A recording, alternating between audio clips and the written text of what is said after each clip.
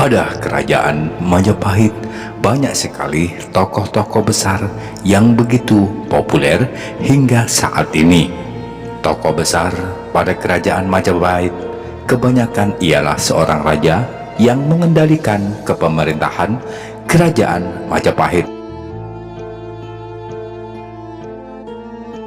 Ada salah satu tokoh yang begitu terkenal di masa Majapahit yang bukan termasuk dari golongan raja. Siapakah dia? Ya, orang tersebut adalah Gajah Mada, seorang Mahapati Amangkubumi. Mahapati Gajah Mada adalah seorang patih yang sangat berpengaruh, terutama di masa kejayaan Kerajaan Majapahit. Pada waktu itu, masa kejayaan Kerajaan Majapahit adalah masa Raja Hayam Wuruk. Di masa Raja Hayam Wuruk, mereka saling bahu-membahu bersama Mahapati Gajah Mada membangun peradaban Kerajaan Majapahit, sampai membuat Majapahit menjadi kerajaan yang besar dan mempunyai pengaruh begitu luas. Gajah Mada bisa jadi berasal dari Lamongan, Mojolangu, Bali, Bima, Lampung, Batak, atau bahkan Kalimantan sekalipun, tergantung kepada siapa Anda bertanya. Sebagai tokoh besar yang ketenarannya sering jauh mengungguli raja-raja Majapahit, junjungannya, nama besar dan kualitas kepemimpinan masih laku hingga saat ini, masih dijadikan acuan tauladan oleh sebagian masyarakat Indonesia. Jadi, jangan heran bila banyak kalangan saling berebut klaim. Masyarakat merasa bangga memiliki identitas sebagai pewaris budaya yang hebat. Potensi historiografi masa lalu yang demikian ini memang diperlukan untuk memperteguh eksistensi identitas mereka. Berikut ini sumber naskah sastra yang bisa mendukung interpretasi tentang asal-usul Gajah Mada.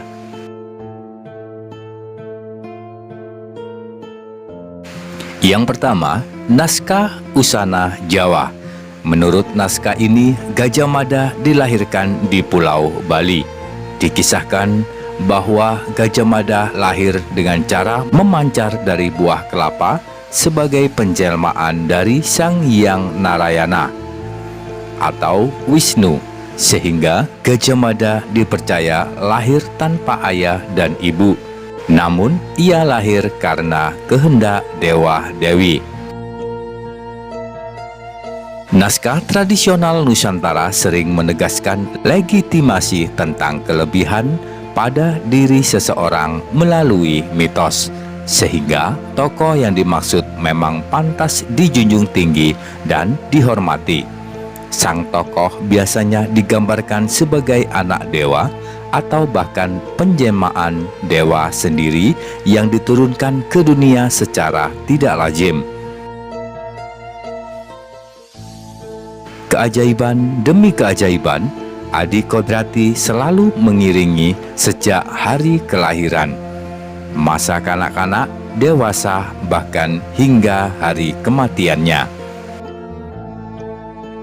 Penggambaran seperti ini umum berlaku pada sistem kepercayaan masyarakat Hindu-Buddha pada masa itu, sehingga ditafsir atau rasionalisasinya diperlukan agar isi naskah dapat dijadikan rujukan.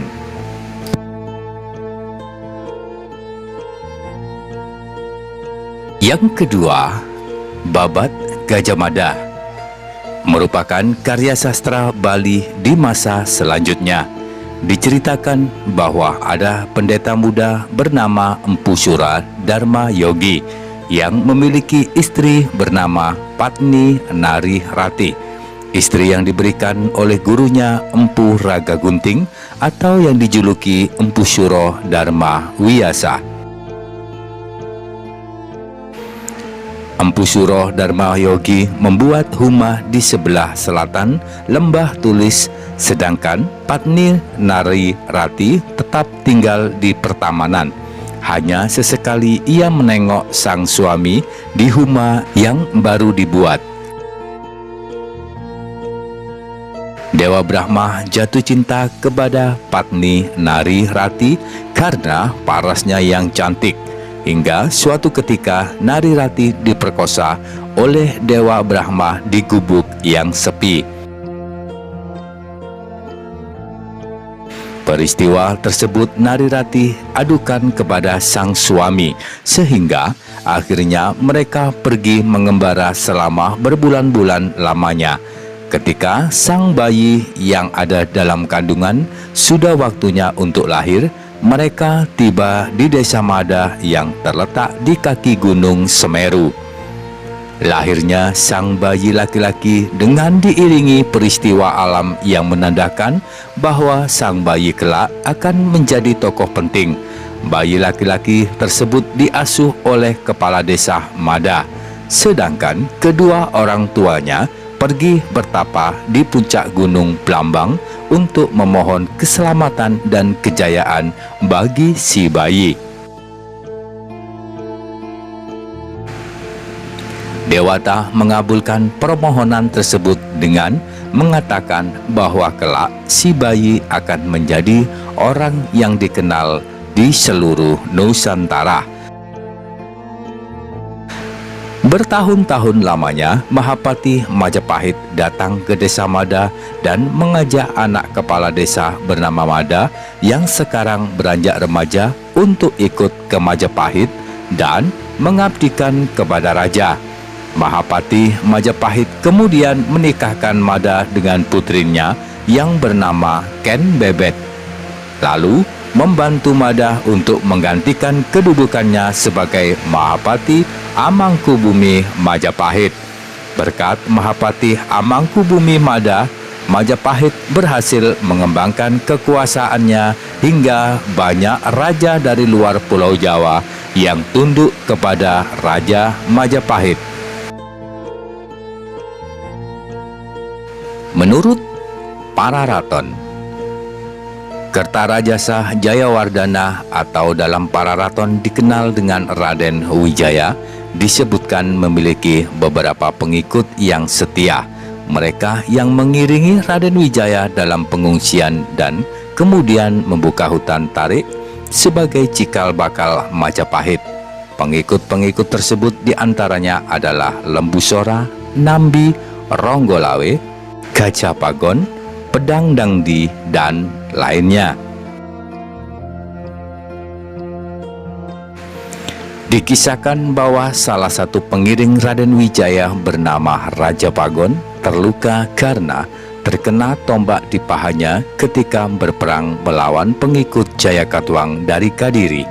Namun, walaupun dalam kondisi terluka, Gajapagon tetap mampu berkelahi melawan orang-orang dari Kadiri yang mengejar rombongan Raden Wijaya. Setelah tentara Kadiri dapat dihalau, rombongan Raden Wijaya memasuki hutan di daerah Talaga Pager. Setelah itu, mereka memutuskan untuk menuju ke desa Pandakan dan disambut oleh kepala desa bernama Macan Kuping. Di desa ini, Raden Wijaya disuguhi kelapa muda yang setelah dibuka berisi nasi putih. Kemudian perjalanan berlanjut menuju Pulau Madura dan meminta bantuan kepada Arya Wiraraja. Namun karena luka yang diterimanya, Gajapagon harus ditinggalkan di desa Pandakan. Gajapagon tidak dapat berjalan, berkata Raden Wijaya. "Penghulu desa Pandakan, saya titip seorang teman. Gajah Pagon tak dapat berjalan agar ia tinggal di sini. Berkatalah orang Pandakan, hal itu akan membuat buruk tuanku. Jika Gajah Pagon ditemukan di sini, sebaiknya jangan ada pengikut tuanku yang diam di Pandakan. Seyogyanya ia berdiam di tengah kebun, di tempat orang menyabit rumput ilalang. Di tengah-tengahnya dibuat sebuah ruangan terbuka dan dibuat gubuk. Sepi, tak ada orang yang tahu. Orang-orang Pandakan membawakan makanannya setiap hari. Gajah Pagon lalu ditinggalkan di situ.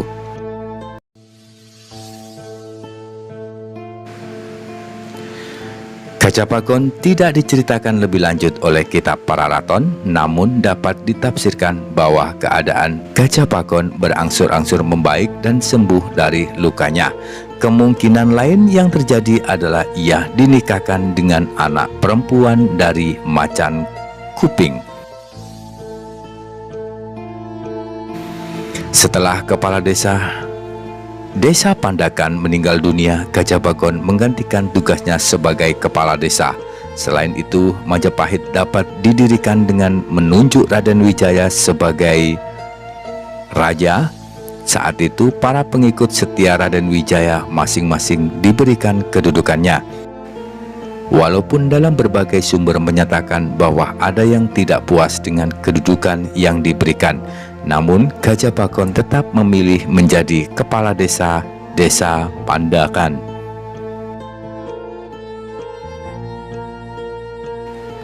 Tafsiran tersebut yang terjadi adalah Gajah Pagon memiliki putra dari perkawinan dengan anak macan kuping, anak laki-laki yang tumbuh gagah seperti ayahnya yang diberi nama Gajah Mada.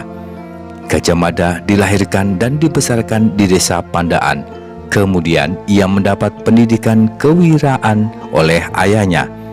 Nama desa Pandakan sendiri mungkin berlokasi di wilayah Pandaan sekarang, salah satu kecamatan di utara Malang. Apabila hal ini benar, maka dapat disimpulkan bahwa Gajah Mada lahir di Jawa Timur, di dataran tinggi Malang, sebagai daerah awal mengalirnya Sungai Brantas. Di awal berdirinya Majapahit, orang yang cukup disegani dan menggunakan nama gajah hanya Gajah Pagon. Jika sang ayah Gajah Pagon dikenal pada masa pemerintah Raden Wijaya, maka Gajah Mada mulai dikenal pada masa pemerintahan Raja Jaya Negara. Itulah sahabatku semuanya, kelahiran atau asal-usul dari Gajah Mada. Rahayu.